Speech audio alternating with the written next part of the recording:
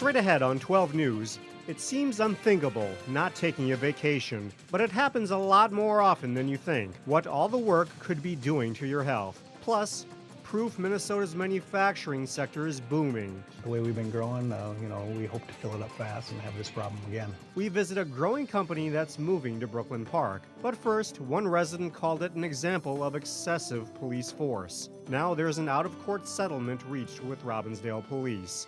12 News starts right now. Hello and thanks for joining us. I'm Delane Cleveland. And I'm Alexandra Renslow. After a nearly 2-year investigation, the city of Robbinsdale has settled a lawsuit involving one of its police officers. The out-of-court settlement will pay former Gopher basketball player and Robbinsdale resident Melvin Newbern $185,000. Reporter Sonia Goins has more. Dashcam video from a Robbinsdale police squad captures the 2013 arrest. Melvin Newberg was on Victory Memorial Parkway when he was pulled over for suspected drunken driving. He was driving home from a doctor's appointment at 10 o'clock in the morning on a road that he drives weekly, if not daily. And according to the evidence that we saw, there wasn't any suspicious driving conduct. Sergeant Brian Sloat made the arrest. He says Newbern refused to cooperate and get in the squad. Mr. Newbern was not acting aggressively. He wasn't talking confrontationally. Officer Sloat admits to kneeing Newbern several times and bringing him to the ground. There was no excuse for that use of force, especially on someone who's handcuffed behind their back. Newbern filed a lawsuit saying Sloat went overboard and used excessive force. On January 9th, both sides reached an out-of-court settlement. I can't get inside Officer Sloat's head, but from a reasonable spectator, it appears that it definitely could have been racially motivated. Sloat's attorney gave us this statement.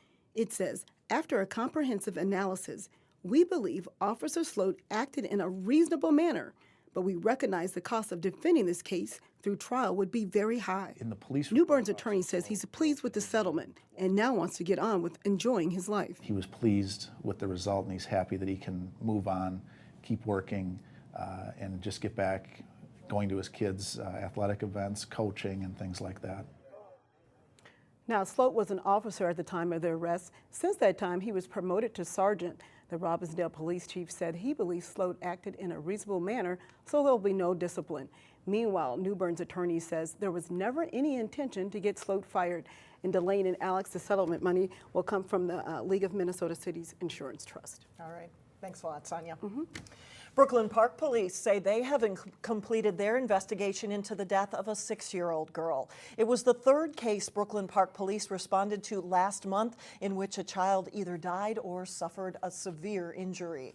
Kendrea Johnson was found dead with a jump rope around her neck. She was living in a foster home when it happened. Officials determined she died by hanging, but there were no criminal actions that led to her death.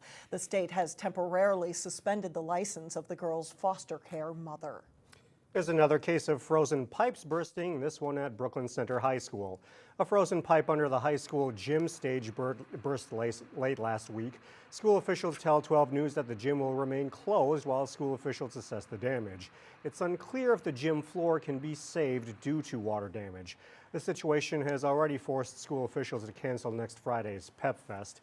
In the meantime, Brooklyn Center High School is using the city's community center as an alternative gym site. Maple Grove High School is also dealing with a similar situation. A frozen pipe burst there over the weekend, forcing the school to move gym activities to other locations this week and next. Well, in a few days, a manufacturing company will have a new home in Brooklyn Park. Clearfield Incorporated is moving its headquarters from Plymouth to Brooklyn Park to a new industrial warehouse that's off Winnetka Avenue. Cassie Bonstrom tells us what the move means. Over the past decade, Clearfield Incorporated has grown, both in the number of employees and in revenue.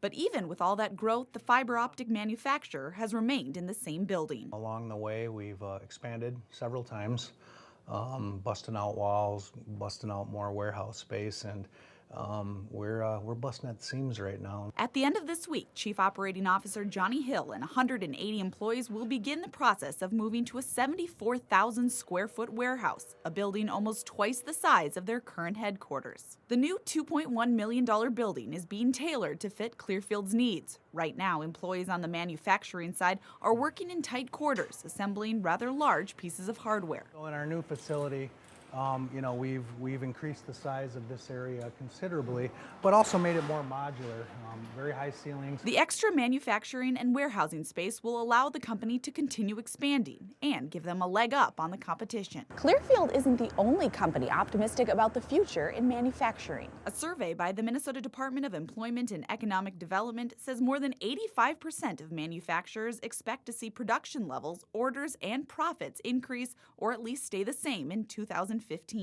In terms of new jobs, the state's manufacturing industry is projected to grow at double the national pace. That optimism is why Clearfield will leave some open space in its new building. At this rate, Hill doesn't expect it to stay empty for very long. The way we've been growing, we hope to fill it up fast and have this problem again. In Brooklyn Park, I'm Cassie Bonstrom, 12 News.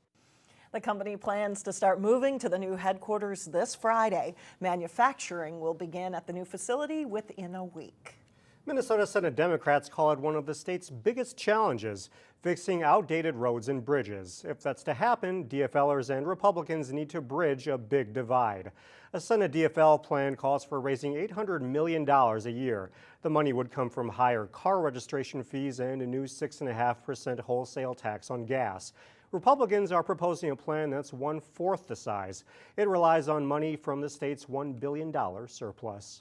There is some welcome news for local drivers. Minnesota is enjoying the 6th lowest gas prices in the country. On average, a gallon of gasoline is $1.94 in Minnesota. That is 50 cents lower than a month ago and $1.25 lower than a year ago when the average price was $3.19. In the Northwest Metro, we found gas as cheap as $1.69 at the Costco in Maple Grove. The national average right now is $2.11. The state with the cheapest average gas prices right now is Missouri at $1.75 a gallon. Hennepin County is considering expanding where it currently prohibits the use of e-cigarettes. In 2013, the county banned e-cigarettes on county-owned property. Now it's considering a ban in all facilities where the state's Clean Indoor Act already prohibits traditional smoking. The county board held a public hearing on the issue this afternoon. The e-cigarette industry claims e-cig vapor doesn't contain any secondhand carcinogens. County officials say they are trying to maintain consistency in its smoking rules. Coming up, do you feel pressure not to take your vacation time? Up next, why taking that break is important to your health. Then later in sports, Champlin Park's wrestling team gets set for a big week. But first, perhaps crying tears of joy today. The worst stretch of cold this winter is over. A warm-up's on its way. For a lot of people, a new year means a new set of vacation hours to take a break from work and refresh. However, for some people, using up those vacation hours is easier said than done. In today's health check, experts say that being a vacation hoarder could be detrimental to your health. Oh, this is a special occasion. Brooklyn Park resident John Austin is a family man who enjoys playing with his 2 daughters. I'm kind of a fan of the kids. I think they're all right. But he's also a fan of his job. Austin works as a student advisor at the University of Minnesota's Carlson School of Management. It's a position that can be taxing. It's a little hard to be able to completely disconnect from the students because they have needs. I won't say needy, so I'll say they have needs. And as a result, it's just the constant fear that while you're gone, something's going to blow up. And even though a huge banner of him hangs on the wall at the school, Austin has another concern. I've experienced job loss. So after having experienced it, definitely don't want to have a situation where anyone has any cause to be like, oh, what's John up to? As a result, he doesn't take as much vacation time as he could. I'm going to be losing about 80 hours this year, so it's a lot. The reaction from his wife, Paula. What's wrong with him? You're not taking your vacation. It's free money. Other than some of the obvious advantages of taking time off work, mental health experts say there's a health component as well. If you're working through constantly working, you become increasingly less efficient. Dr. Penny Pergament is a clinical psychologist at Allina Health. She says that vacations are designed for relaxation and regeneration. Without them, people become tired. They're not helping themselves, and they're probably not helping their organization or their relationships or their kids or all the people that they may think they are helping. And Which brings us back to Austin. He's realized during the U of M's winter break just how enjoyable time off can be. you know, it's actually been nice. Would probably do it again, I guess. Well, mental health experts say there's not necessarily an ideal amount of time to take off, as that varies from person to person. But the important thing to remember is that everyone needs time to unplug, relax, and have nothing to do with work. Just like our boss man. He's Florida? taken some well-deserved time off. That's for him. right. Well, coming up, a reason to enjoy winter when it's not so cold. But first in sports, we will check in with the Hopkins boys basketball team that's bounced back after a slow start. John Jacobson has that and more when we come back. Welcome back. John Jacobson joins us now with sports. And we're talking Hopkins boys basketball. Tough start to the season, but they're kind of finding their groove now. Yeah, on a little bit of a roll right now as they head into the meat of their conference schedule. The Hopkins boys basketball team is riding a 6-game winning streak, which is a good thing for the Royals because it followed an uncharacteristic 4-4 start to the season. That's for a Hopkins program that's been one of Minnesota's best for over 20 years now. The Royals won their late conference opener last Friday against Edina and are now preparing to play one of the state's best teams, Eden Prairie, this coming Friday. Veteran coach Ken Novak Jr. isn't getting wrapped up in the wins and losses, but on how his team is playing, which is better, but still not good enough. Kids will tell you, I'm very little concerned whether we beat Edina last Friday or Eden Prairie this Friday. Seriously, it's not changing my world. I'll be angry we're losing because I hate losing. Winning's no big deal to me, but I do want us playing a certain way, and that does eat my insides out a little bit when we're not doing it. So far this year, I would say my insides are being eaten out quite a bit. The Royals lost their best player, Amir Coffey, to a season-ending injury very early in the season. Coffey is perhaps the state's best player from the class of 2016. That changed the dynamics of how the Royals played, and it took some adjustment. We had to adjust to that, and that was pretty tough. But as soon as we got rolling a bit, of course we had a few tough games right off the bat, so we had to adjust to that. And after those, we had a long stretch of practice. We had winter break to go over stuff, and that really helped us a lot. I really felt bad. He worked so hard, and the good part is he's got another year, and he's working hard right now, and he's a great kid. And hopefully what this will do will make him even better. Hopkins is home Friday night to play Eden Prairie and will meet Holy Family Catholic in a Martin Luther King Day event at Minneapolis Washburn High School on Monday. Though they ran into some tough opponents Friday and Saturday, the Champlin Park wrestling team is having a solid season. The Rebels are 5-4 in dual matches after a conference loss to Continuing Grace Friday and 3 tough matches at Centennial Duels on Saturday. They also won the Chisago Lakes tournament and placed second in the Fridley tournament in December. We're doing great. We're working hard, and we're doing what we need to do to improve. These are great young men. I love working with them.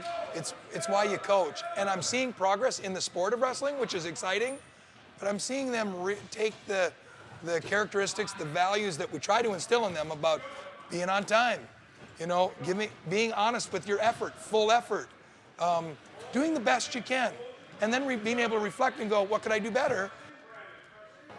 It's a big week for the Rebels and a chance for the home fans to see them in action. They host 11th ranked Elk River Thursday.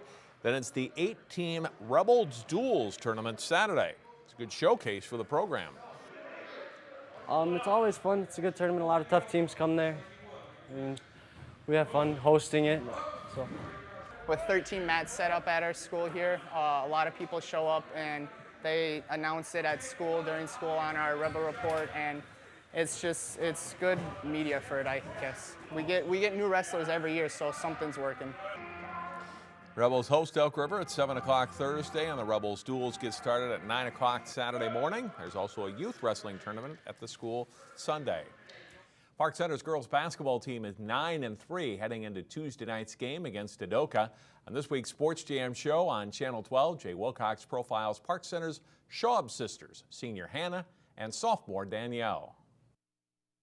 While they do have some of the same skills, their differences in style and age have made Hannah and Danielle better. I think I have helped her game a lot by my size, because I'm her sister, so obviously I'm gonna go harder against her and kind of beat on her. And I'll admit it, she's faster than me, and so she can run, and I have to chase her, and she's small, and so I don't really play against that. So we helped each other in different ways. I always went to her traveling practices and helped them out. So practicing with older kids really makes you a lot better. So it helped me a lot.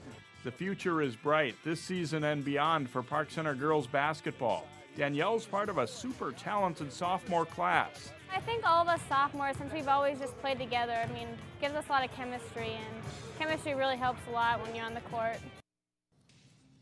You watch the rest of the Schaub story and much more this week on Sports Jam. It's on through Wednesday at 3:30, 6:30, and 9:30 p.m. on Channel 12 and 12.tv. Tonight, Tuesday, live on Channel 12, number 1 versus number 5 in the state in boys basketball, Champlin Park and Armstrong. Watch it at 7 o'clock. Ooh, good matchup, right? Yes. Thanks a lot, John.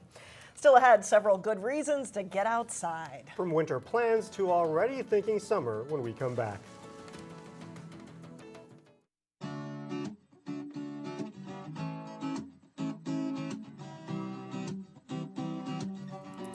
As the extreme cold fades away this week, it is time for parents to start thinking summer and how to keep the kids engaged during summer break. Registration for summer camps in the Three Rivers Park District is underway. Three Rivers offers day camps for kids ages 4 to 15. Past camps include sailing right here and learning how to survive the wild.